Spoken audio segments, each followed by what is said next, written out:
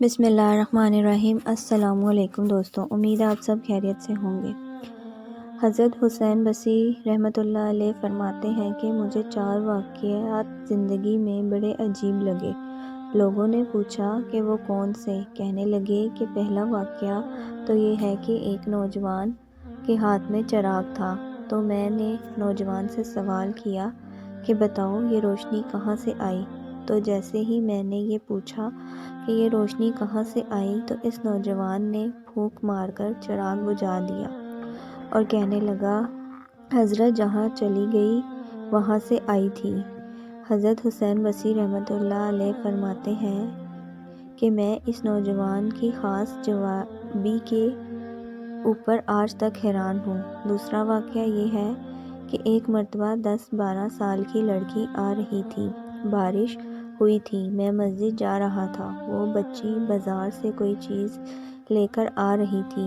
جب ذرا میرے قریب آئی تو میں نے کہا کہ بچی ذرا سنبھل کر قدم اٹھانا، کہیں پھسل نہ جانا۔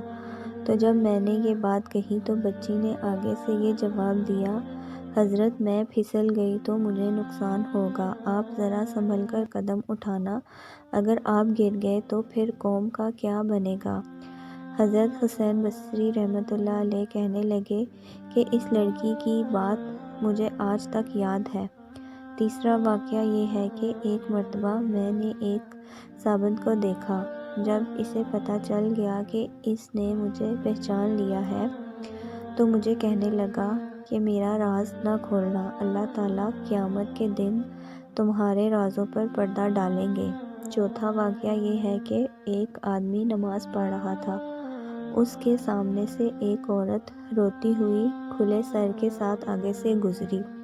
جب آدمی نے سلام پھیرا تو وہ اس عورت پر بڑا ناراض ہوا، کہنے لگا تجھے شرم نہیں آتی؟ تیرا دھیان کدھر ہے؟ اور ننگا سر کھلے چہرے کے ساتھ ہے، اور میں نماز پڑھ رہا تھا تو میرا آگے سے گزر گئی۔